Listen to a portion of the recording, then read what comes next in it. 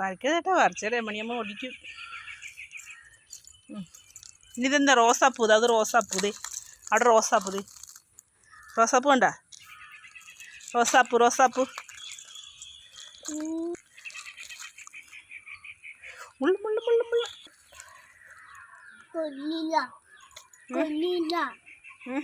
എന്തില്ല കൊള്ളില്ലേ?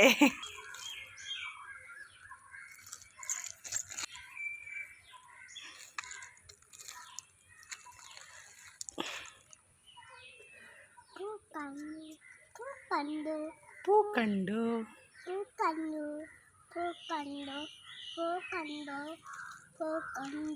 എടുക്കല്ലേ പൂ.